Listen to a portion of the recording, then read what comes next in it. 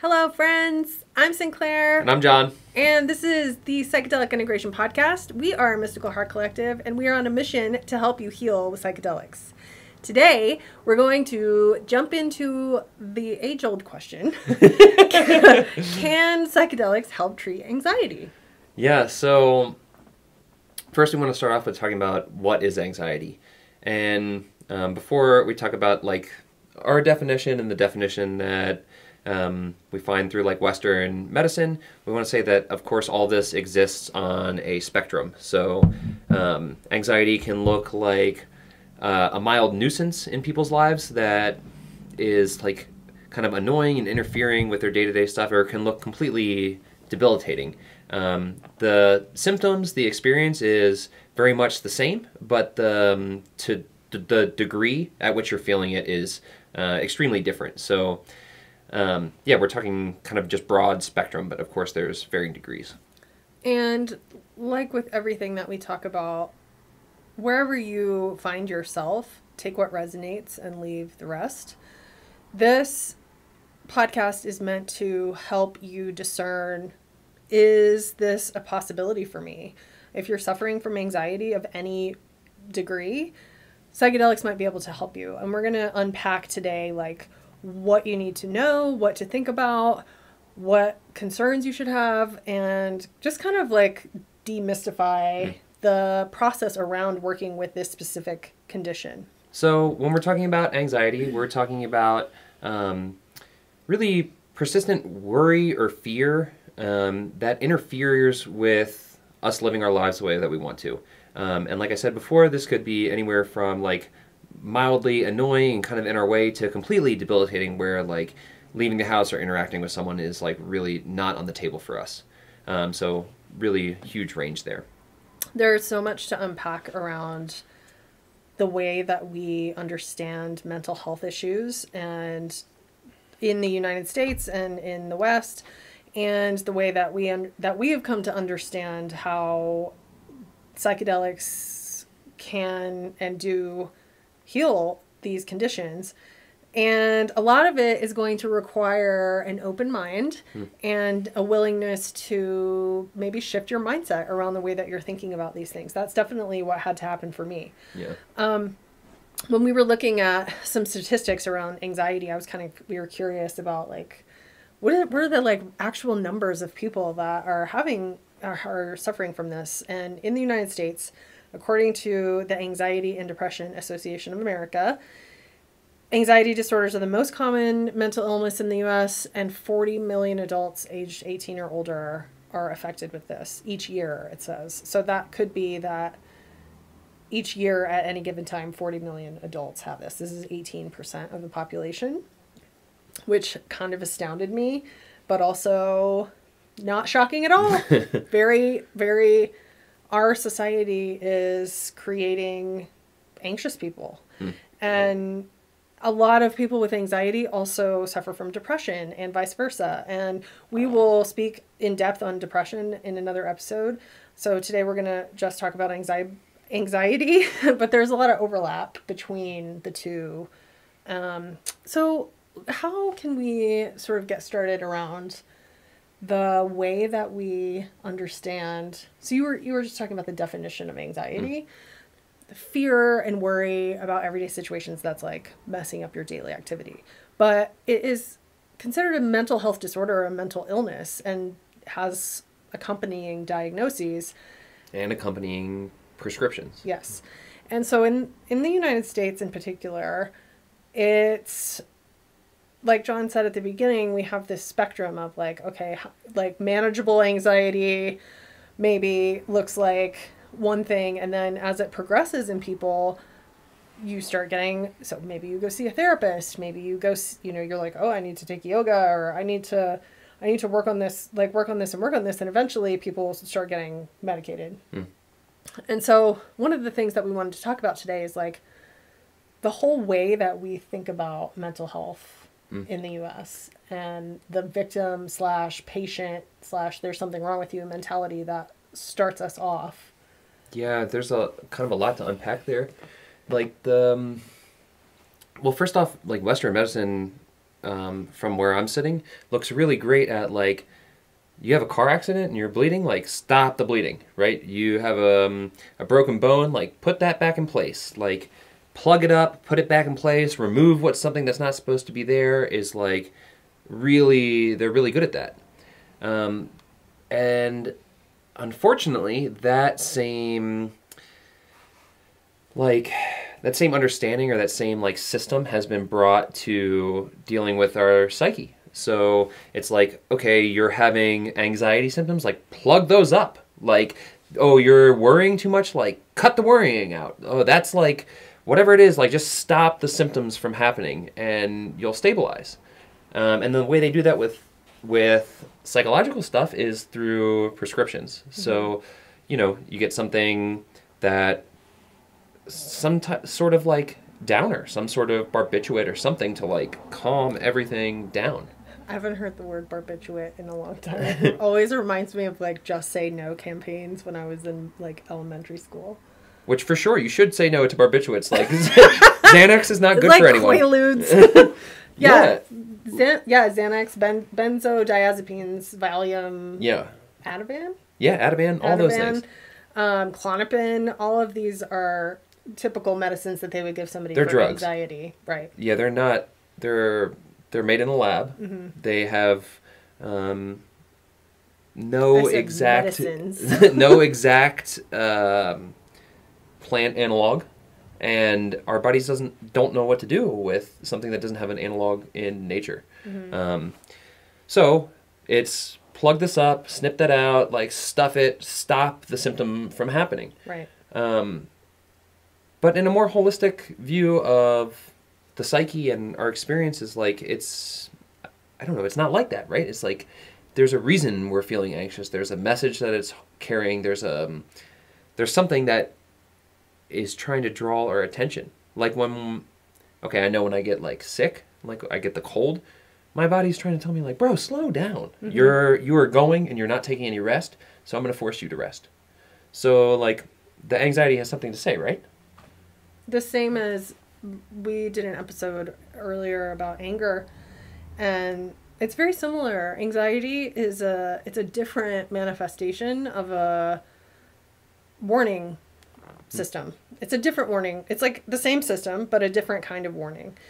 Of like, hey, listen, you're gonna feel like overthinking is a way that this manifests. I'm just gonna speak from my own experience because this is what happens to me. Anxiety. I tend toward anxiety when I am out of balance, because I have a very hyper thinking. I'm like a very grounded, practical, organized person, and my brain is just constantly like trying to solve problems all the time. So much so, it likes solving problems so much that it creates problems so that it can solve them. And this kind of way of like this hyper masculine way of thinking is really common in our society because it's valued. It's valued to be a problem solver. It's valued to be an overachiever. It's valued to be a workaholic and a hustler and all of these things. Not only is it valued, it is the absolute only way of thinking that is valued.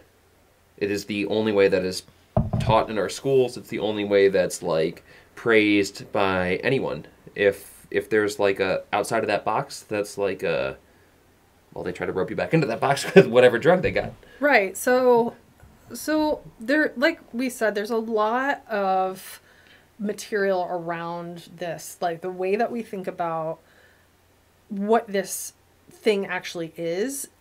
Is it a disorder? That's the Western way of thinking of it. Is it a warning system that's built into our bodies that's actually healthy for us to feel? Some anxiety is good when it's a response to a natural stimuli, where you're like, your body's responding to something because some need is not being met. That's really what it is. Yeah. So if, let's say, you don't have a secure financial situation, you might start to feel some anxiety around that because your body is telling you like, hey, some attention. We need to make sure we have a place to stay and a roof over our heads and food on the table. That is kind of a thing that is normal to feel anxious about if you're in that situation. If you have all of that taken care of, and you spend all day, every day worrying, like, what if I lose all my money? What if I, that is a disordered anxiety. So there's a difference between anxiety that's like leading us to take action to change something in our lives that we like need to fulfill our basic needs, and the kind of anxiety that we're seeing a lot in everywhere, where we've created a society that's very unjust and very unequal, and there's a lot of people that have a whole lot and a lot of people that don't, and it starts to create like these ways of coping that manifest in anxiety, worry, fear about the future. A society that's worrying about the future is a society that is not secure and like stable and safe. Right. So, okay, so we kind of have these two models of anxiety, and like, okay, why are you guys like looking for a different alternative to the pills? Because the pills plug it up, right? They make the anxiety go away. They make it stop. Like, why would someone be interested in psychedelics? And, well, one of the problems with the plug it up method or like style is that they go on this assumption that like consciousness and our physical reality are in this relationship, right? Where so we have a brain and it produces our consciousness. So if we're having anxiety in our consciousness, then there's some imbalance in our brain, and we can push a drug in there and we can fix it and bring things into balance, and that'll change the consciousness into being less anxious. Well, in reality, it really works the other way around. We're having a consciousness, we're having our holistic vibration, and that is influencing what chemicals are produced in our brain. So when we're not anxious, our brain chemistry reflects that. When we are anxious, our brain chemistry reflects that. But it is our consciousness that influences the physical first. So if you're treating something at the source, or at the effect over and over and over again, well, it's not ever getting to the cause, which is something that's going on in our own consciousness. So I know for myself, I was tired of it felt like whack-a-mole with like anxiety or depression or addiction or like whatever. It was just like I was hitting all these things, and when I would hit one down, another one would pop up. So my big draw to plant medicine was like, okay, like I want to go what is creating all this? Where is the source of all this stuff? I want to jump into that, and I want to figure out like so I can stop playing this whack-a-mole game, and I can at least like, if I'm going to be putting all this effort into dealing with it, I want to deal with where it comes from, not where it manifests as. We had this really beautiful journey recently, and we had this visualization of this hydra. A hydra is a sea monster. It's like a mythical sea monster. I don't know if it's a sea monster, but it's one of them Greek monsters. One of them Greek monsters. But it has it's like a serpent type. I don't know. I think it's a sea monster in my mind. Anyway, it has a big body and like 7 heads. And every time you cut a head off, another one grows back. Or 2. Or 2 grow back in its place. And so this is like a myth from Greece where they're sort of telling you you have to get in and like kill get it in the heart. Get it in the heart.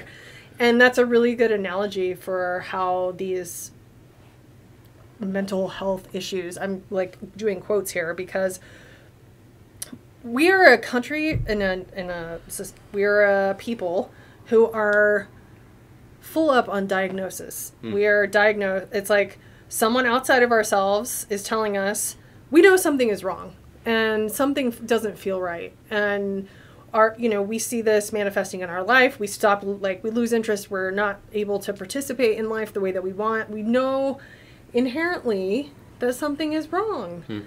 And we don't know what it is, and we're like, there's something wrong with me. And all of the advertising is telling me, there's something wrong with me. My body is not right.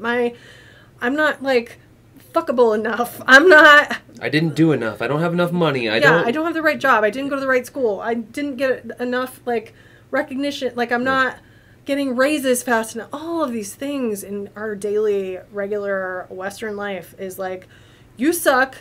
You are ugly and nobody loves you, and you should there's something wrong with you, and you need to buy stuff to fix it. So they see this problem starting way back in the day, 100 years ago or so, and they're like, all right, we're going to map the mind.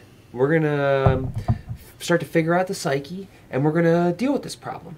Well, since psychotherapy, analysis, and all these things, the Western way of dealing with the psyche have come into effect, there has been an increased number in types of disorders that people are being... They have a book and they keep putting more and more stuff and in more. it. The number and percentage of people that have been diagnosed with any number one of these disorders has increased steadily since its inception, psychotherapy, and the success rate at which healing happens from these disorders has been on a steady decline the entire time. So, what does that tell you?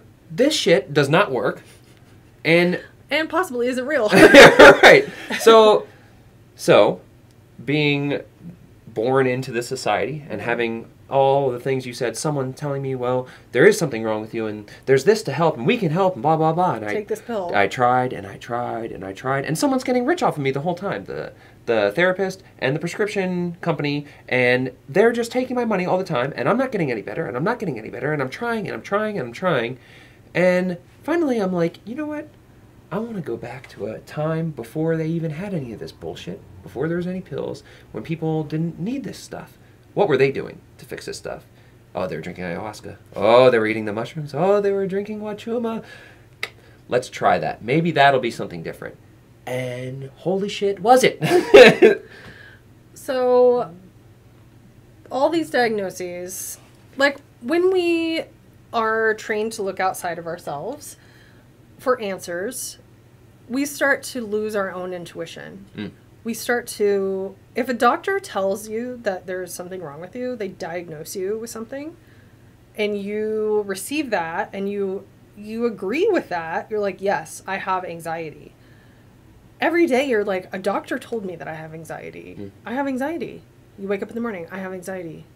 How is my anxiety today? It starts to become this precious, like this little pet, like this... What we give attention to grows. Yeah, and so when we are seeking, mental health diagnoses from psychiatrists and doctors who have no real understanding of the psychosomatic piece of how our brains cope with things, even things like pain, like chronic pain, there is a psychosomatic component for everything. The depression and anxiety and these these disorders that are causing mental, I don't even know a word to say that I don't find so offensive. Like the way that we talk about mental health in this country is like offends me, because it's like, okay, if you have this diagnosis, well, now there's something damaged about you. And I know people who have been in, long-term places of like not being okay and not feeling good, and they're like, I've done this myself. I'm going to look, and I've talked about this before. I'm going to look this up. What diagnosis matches how I feel? And then they latch onto that and they're like, I'm neurotypical. I have this, spectrum, whatever disorder, like, because it resonates with them and it makes them feel not alone. And it makes them feel like, okay, this is an explainable thing that other people have. And I think that's why the diagnosis model is so popular for people, because when you don't recognize yourself anywhere, it helps to connect to other people who are feeling the same kind of problem as you. I can tell you, though, I went with that route when I was addicted. When I went and saw someone, they said, oh, you have this and this and this and this and this. And I can see where that also did have a little bit of like a relieving, like, okay, this is what it is. That's good. But I can tell you when I got clean and I started going to 12-step meetings and I shared that shit out loud, every single person in the room was like, yeah, me too. And I was like, holy shit, all this stuff that I thought was just me is yeah, me too. So when I left the 12-step meetings and in the rest of my life, I've been carrying that. Let me just share honestly how I'm thinking and feeling about man, this is fucked up the way I'm thinking about this. This is fucked up the way I'm feeling. Let me just share it anyways. Because what my natural inclination to do, what I got taught to do is like, man, that's abnormal. That's weird. Don't share that with anyone. You're the only one that feels that way. 100% of the time when I'm thinking, you're the only person that feels that way, I share it with someone else and they're like, yeah, me too. It's like, whatever way you're feeling that you think you're the only person, yes, us too. We have all felt that way. Yeah, anxiety is not weird. It's it's not normal. Only very common. It's normal. It is a normal way to cope with our crazy ass world society that we have built. It's like, how are you supposed to behave? Your brain does not get the sunlight and nature and community that it needs. We're all locked in our houses, and I know like anxiety existed before COVID, but like the last year has really amplified these response mechanisms of like, I feel crazy. What's going on? And so why we wanted to talk about this is because this specific issue, anxiety, whether you're, you know, like me or maybe John, like where we have certain ways that this manifests, but we are not overcome by anxiety anymore because we work with plant medicine and we've learned how to cope with it. And for me, anxiety kind of shows itself and rears one of its hydra heads when I'm out of balance and I'm out of alignment with myself. And the thing about the hydra is, okay, you've got anxiety, you've got depression, maybe you've got some PTSD that's causing those things, or you have some unresolved trauma somewhere. Like there's all these different, maybe you have a substance abuse problem. I'm making hydra arms because it's like, they have mouths and they're like biting you. Actually all the time, in order to be able to kill this thing in the heart, you need to cut some of these heads off. And that's part of the work of finding treatment for anxiety. And I use treatment. I've been doing a lot of air quotes today because treatment implies that it's something that we're going to do to the disease or disorder that's going on, but you have it. We're not saying that this is going to do anything. This is just our response to this thing. Right. So I don't know about a treatment. Well, I want a cure. I don't want to be anxious anymore. And what I love about plant medicine, the more you work with it, the less you need. The less amount you need to take to get an effect that is equally as powerful, the less you need it. Like it is a thing that is designed to empower you and strengthen you and help you heal yourself. It doesn't heal you. You do the healing. Uh-huh. And part of the hard pill to swallow around anxiety and plant medicine is like, you're going to have to change the way that you think about your anxiety. You are going to have to feel a different way about it in order for these things to start working for you. Because if you are coming to it with, I have this, I'm sick and I have this thing and I'm going to spend the rest of my life treating it, then it's not going to go away. And you have to start to believe that it's possible to heal from it and it's possible to change it. And a lot of that is happening in your mind. So, okay, so we've both talked about like having our experience with anxiety, which on the, at least speaking for myself, on the broad spectrum of anxiety has been like pretty light to mild. I haven't had like super debilitating anxiety, right? But was still present. So I'm curious, like for you, well, one, what level of anxiety? And then two, like what did it look like for you to heal this anxiety with plant medicine? Like how did that process look? So I would say my anxiety was very intense. A lot of negative self-image. I always worried, it was always based in like, I'm not good enough. And it manifested as anxiety, which manifested as alcoholism, which turned into depression. So the anxiety itself never got to be debilitating because I medicated it with alcohol. And then alcohol created a depression instead. So I kind of had this whole like gross cycle of feeling terrible about myself, wanting to not feel that, taking a substance, many substances, also sex, other things too. Right. And then moving through like, okay, now I'm in this addiction cycle, so I don't really have to worry about the anxiety or depression. I could just be addicted. Right. So it was, I think happens for a lot of people where it's sort of like, a Venn diagram of like, oh, what's going on today? I have all of the things. Yeah, it's holistically involved. Yeah. And for me to unpack that, I had to pick one and pull the thread. And the worst thing was the alcohol and the drinking. So for me, that was where I started. And as I pulled the thread, of like, okay, I'm not going to be addicted anymore. Then I was like, oh, fuck, I have anxiety. Yeah. And so recognizing, and I'm still working on that with the plants, is it continues to manifest in different ways as I continually evolve and heal myself, like spiritually. Naturally. And so, what started out as like a lot of low self-worth and things, like as I healed with the plants, I started to really love myself and feel good about myself, and kind of started attacking like, where are the places in my life that trigger this anxiety? And for me, it was diet culture, anything around tracking my food or my weight or anything in that diet culture arena is anxiety. I have had a lot of anxiety about starting a business in the middle of a pandemic. I'm pretty much over that at this point, but it's like, that's another place where it shows up for me. And social media, for sure, is a huge anxiety trigger for me. Yeah. And like, those are kind of the main ways that it has...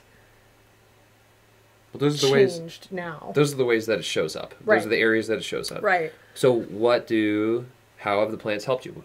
So in my first retreat with ayahuasca in San Pedro, I was dealing with a lot of trauma and a lot of anger, stuff that I had been really repressing for a long time. And while those things in my own awareness did not necessarily have I didn't connect the dots between my childhood trauma and my adulthood trauma with my father to it being anxiety. But that healing my core wound around those things instantly made the anxiety lessen. And one of the ways that this really came home for me, and continues to always, every time I sit with any medicine, the medicine comes and I'm like, it's just like this relief of like, oh, wow, I'm carrying a lot and I don't need to carry this. This is not mine. This is not my responsibility. I don't need to be so like, entire world's problems, let me scoop these up and carry them on my back. It's like the medicine allows me to relax and let it go. And it becomes this interrupter of whatever cyclical like thought process that I'm having that's like making me feel anxious. The medicine interrupts it and it's like, no, we're not engaging that anymore. You don't need to think about that. I got you. The universe is taking care of you. Everything is, good. Relax. And like getting permission to relax is something that I want to be able to grant myself all the time. And when I sit with plants, I remember that, and I'm like, I have permission to rest. I have permission to relax. I have permission to like not be uptight or stressed. I can choose something else. So I think the medicine really helps in that way. Yeah. And then when you have that space and freedom from the anxiety, then you can like get into like, okay, where's the ayahuasca flashlight? Like, what do I need to look at inside of myself to heal? And every time I do that process, I heal something more. Another piece of the puzzle, like comes together. And I really value psychedelics for being the interrupter. I think they really, really work for a lot of conditions because they give us space from ourselves.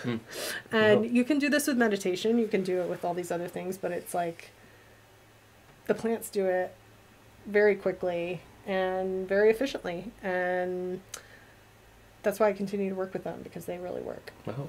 What about you? Yeah, so I mean, I can really relate to all the things you were talking about. like that space between me and myself looks a lot like, for me, like investigating. The plants open this like portal for me to investigate, like what's underneath that, and then what's underneath that, and then what's underneath that, and what's underneath that, and like where did that come from? Do you actually believe that? And like an example for me is like something I tend to get anxious about, or have been anxious about in the past, is like, what am I gonna do for money? What does my day-to-day look like? How will I live my purpose, etc., etc.? And I brought all these questions to the plants. And the plants, okay, opened this portal to like, well, what's underneath that? And I'm like, oh, I'm nervous about like my place in this world. And then the plants are like, okay, what's underneath that? And as I dug deeper and deeper and deeper and deeper, I found that there's this belief that I don't know when or where I agreed to it, but this belief that if I don't do X, Y, and Z to whatever standard, then I don't have any value. And when I looked at that with the ayahuasca flashlight, I'm like, I don't believe that shit at all. I would never tell you, I would never tell another human being that they have less value because of some arbitrary thing like how much money they make or what they do for their career or anything like that. I wonder where that achievement-based value system came from. Yeah. Thanks, America. So when I look at that and I can see it clearly and say, like, I don't believe that at all. Like, all of a sudden, that was like the foundation stone that, like, a series of, it's like upside down pyramid. It was like, on this thing was like, the very bottom was, you don't have any value unless you achieve. And then on top of that was like, achievement looks like this. And then on top of that was like, all this worry about achievement and my place in the world, and then all these other questions on top of that. And I thought I was going to worry about all these questions. And when I shined the flashlight on that bottom brick, I just kicked that motherfucker right out, and we're like, get the fuck out of here. And all the rest came tumbling down quite quickly. And then I had some space from it. And that's not to say that, like, I kicked this thing out once and it's like, wow, cool. It's been kicked out and it never comes back. Wouldn't it be nice? It's, there's like a deep groove there with, like, feeding behaviors, thought patterns, beliefs, all sorts of things that I've been conditioned to do over the past, 30-something years that point me to building up this structure. So integration has looked like acknowledging when I'm feeding that structure and like stopping and feeding a different structure that I've created for myself with the help of plant medicines. The other way that the plants have really helped me with anxiety is that, like what you were talking about, they've helped me see that I'm connected to the all, that they like start to dissolve boundaries. And I'm realizing that, like, okay, well, there is me, but I'm a part of humanity, and humanity is a part of the earth, and the earth is part of the solar system, and so on and so forth into infinity. And when I'm like, oh my God, really, what sets the earth in motion, the stars in their orbits, the moon spinning, all of that, all the force that created all of this, in some way is myself. So will I take care of myself? Will I not drop the ball and give myself those things that I need to take care of me? Yes, I fucking will. For sure. Because I'm a good dude. I want to take care of myself. So when I've felt that connection and seen that, like, man, there are bigger forces at work and I don't have to worry. Not someone telling me that there's all these forces at work, but feeling that they're at work and feeling that there is a benevolent cosmic force orchestrating life, then I'm like, huh. Like you were talking about having all that stuff on my back. I'm like, man, I'll just give that to Big Me. Like, take it. I don't... Big Me. I don't need it. Yeah. And, again, this is not something that I'm like, wow, I did that one time. Bada bing, bada boom every time. Now I'm just feet up, kick back, like, woo, Big Me's got this. But I had a personal experience of feeling Big Me. So, when I can remember, and when I'm worried about little me, I'm like, oh yeah, Big Me. I remember what that feels like. Give it to that. And I practice doing that, and helpful. So what would you say to someone who does not have the ability to, like, who does not believe there is a benevolent force uniting all things, who has been struggling with anxiety for so long that they feel hopeless, they feel overwhelmed and like... Well, I don't know what to say to someone, right? I can share what it was like for me, but I wanted to believe in something like that because it makes life a lot easier when you're like, man, Big Me's got this, right? I was jealous of people that were able to do that. I thought they were fucking stupid. They don't see what it's really like. I was super atheist. No, the reason I am like this is because I'm smart and I can see the real world.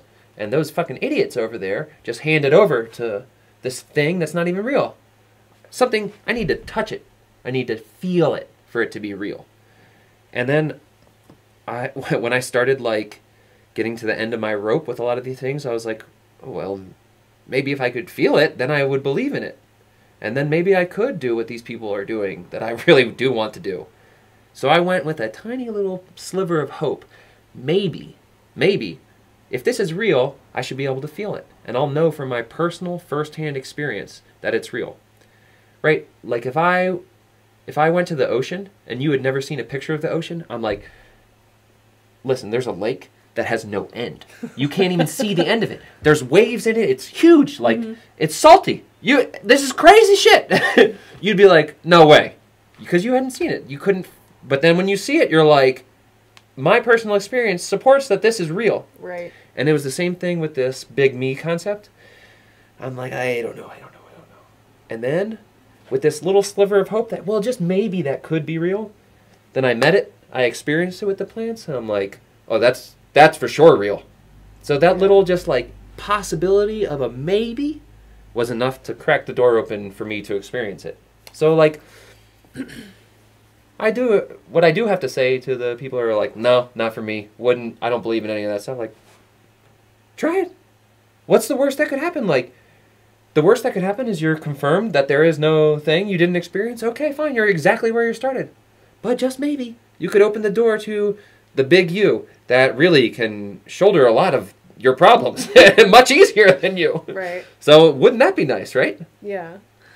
Worth a shot. The funny thing about all of this is like, it really does take this leap of faith to not only to, so if you've been, particularly if you've been medicated or going to therapy for years and years, and like that energetic emotional load that you've put in to try to heal all this, it's like, it's heavy. Yeah. That amount of time and energy and money that you've spent trying to change the thing and it's not changing. Well, then why are you on here watching this video about what else could do something? Because it's not working. I know, but I'm saying, like, to people that have, I know what that feels like. That, like, I've already gone so far down this road. How is there, like, nothing has worked? Why should I put my hope in something else? Because people are, like, afraid to be disappointed, Yeah, true. And the thing is, there's no guarantee that it will work for you the way that you imagine. It definitely won't work the way that you imagine. It will always be some other thing that you can't even fathom of, because we do not have the capacity to foresee, especially with our little anxiety brains. We're like, I know, I'm going to figure this. It's going to be like this, and it's going to be... I used to do this when I was looking at plant medicine retreat videos. I would be like, I'm going to find someone who's had the experience that I want so that I can know that it's possible. And it was I was on this like quest of, I'm going to watch all these trip reports and, like, how was your journey on your retreat? And when I hear someone that's healed the things that I have healed, then I'll know that it would work for me. And that's such a ridiculous thing to spend time doing. What I should have been spending my time doing is meditating and getting good sleep and preparing myself, like journaling and like really doing real preparation around making a home for the experience. Because really that's the thing that gets overlooked in a lot of this is like, okay, you're ready. You're like, I'm on benzos, I'm on antidepressants, I'm on whatever cocktail of pharmaceuticals. I'm getting off. If you want to work with psychedelics and you are on pharmaceuticals, you have to stop taking them for a a fairly significant amount of time before it's safe for you. Some retreat centers will tell you that you can go there for after being off of them for 2 weeks. That's not long enough. It needs to be, is it going to, I don't know. I really don't think that's long enough. I think 6 to 8 weeks is a better place to be. 2 weeks is enough to significantly lower the physical danger of having ayahuasca in combination with these things. However, 2 weeks is not enough time for your consciousness to stabilize again. And you want to bring a stable and free from outside influence consciousness, because that's the goal, to end up, right, free from these things afterwards of the plant ceremony. So you need to come with a clean slate so it can do its work with just you. So it's not working on you plus Xanax, you plus Ativan, you plus Wellbutrin. It's working on you, solo. So, well, and some of the medicine, I say medicine all the time because I'm always talking about psychedelics. Drugs, not psychedelic drugs, pharmaceutical drugs. Some of them, benzos in particular, have a very long taper period. You cannot just stop taking those. You should not just stop taking any antidepressant like that. You need to give yourself time to wean off of it, because it can cause your brain to like freak out if it's not getting it and it's used to getting it. That's a good place to talk to your doctor. Yeah. And so, but that's something to really be aware of. If you're watching this, you're listening, you've been researching this, you're like, I have anxiety, I don't want to be medicated, I want to try something else, I'm ready to try the plants. That is step number one, is to start to disengage from the pharmaceuticals. You have to do that first before you do anything else. And that process can be very painful and difficult for people, but it is worth it. Because the goal of these medicines, the plant medicines and the psychedelics, is to not only to get you off the drugs, you will not need them ever again. It changes your consciousness, it changes your physical body, it changes your cells, it rewrites your brain, your neurons, and like it can radically alter your experience of life to a point where you don't need drugs. Mm-hmm. Doctors tell people you're going to have to take this for the rest of your life if you want to feel normal. And that's why you see people with like bipolar disorder going off their meds, because they can't feel anything. They're like, I'd rather be going through these highs and lows than feel dead inside. And so they have, these episodes, they get on meds and then they get off of them, and their family is like, oh my God, you're freaking out. And they're like, yeah, I feel dead inside and now I feel alive. Like, it's no wonder that that's what happens when we're giving people medicine that cuts their feelings off.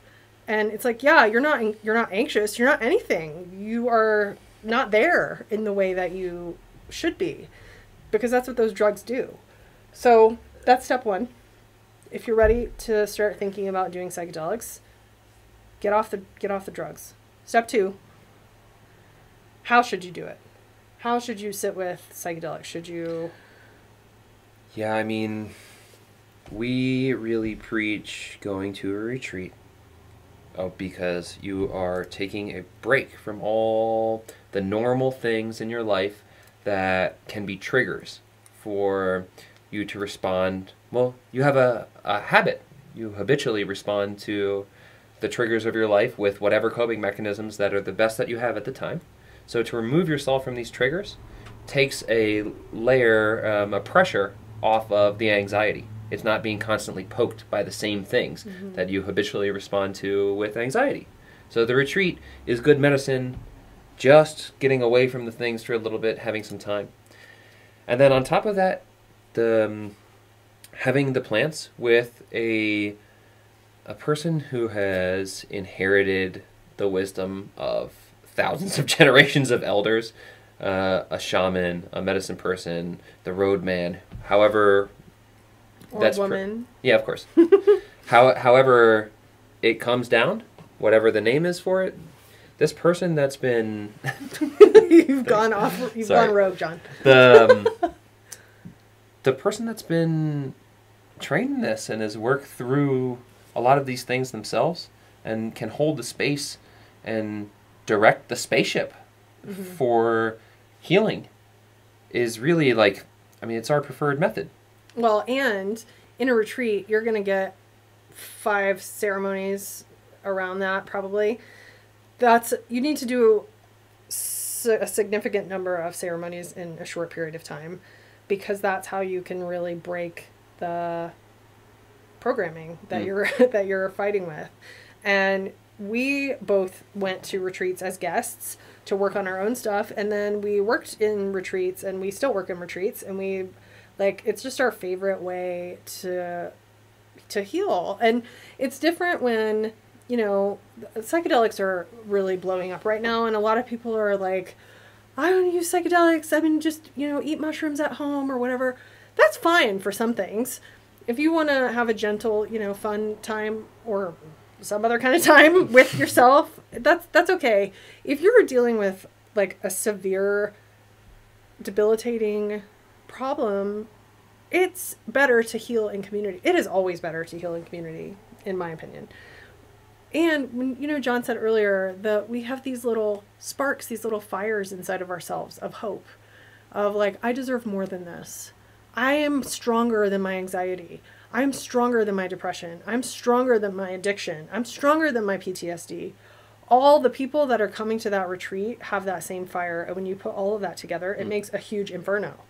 And it only gets bigger inside of each person when you combine forces. So retreats really are the best way.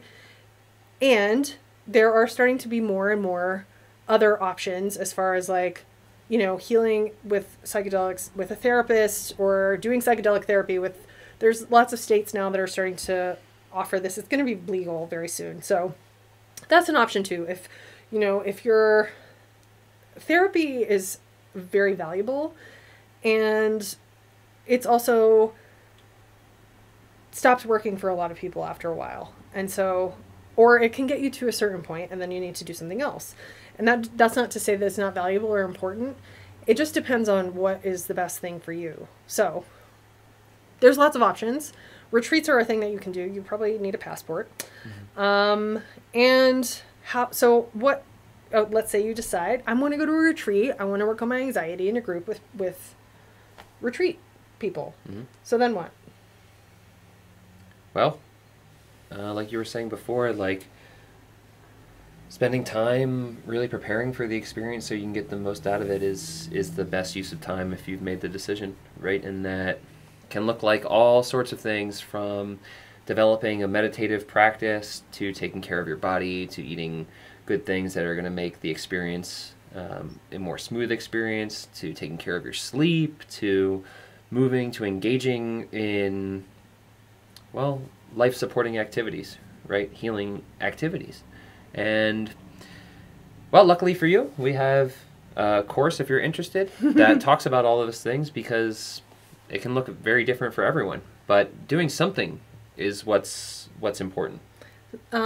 Something really important to remember when you are making the decision to commit to doing this with yourself is you don't have to do everything perfectly. It's going to be an ongoing process, and it's often easier at the beginning, especially, to add in. So you're like, okay, I'm going to detox from these meds.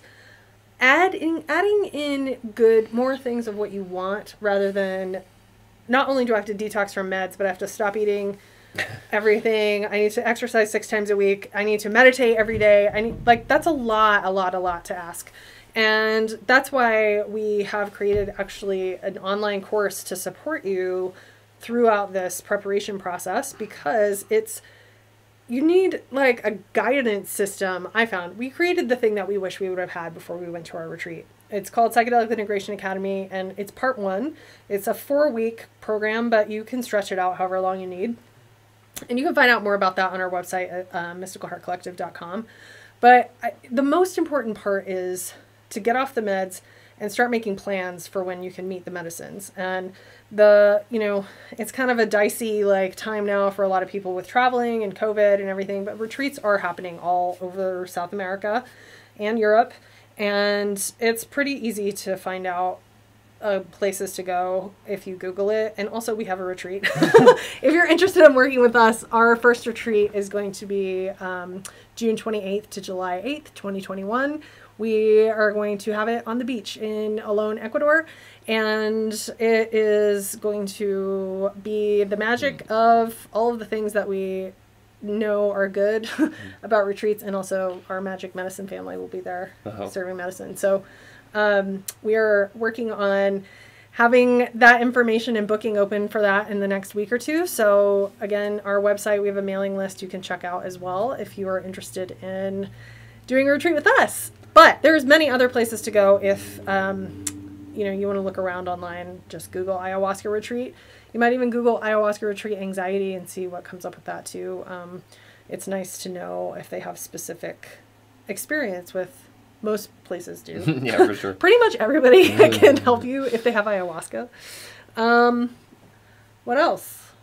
Well, I honestly think that's about it, but I want to leave you with the fact that you are bigger than your anxiety. You for sure can change your relationship with it, and it is possible to completely sever a relationship with any one of these things. So we believe in you. And let us know if there's any way we can help. We'd love to hear from you. Feedback on the podcast or any questions that you have, shoot us an email at hello@mysticalheartcollective.com. Thank you so much for joining us on this episode of the Psychedelic Integration Podcast. Can psychedelics help treat anxiety? I think it was a resounding yes. Yes. Yes. So let us know what you think, and we'll see you next week. Peace.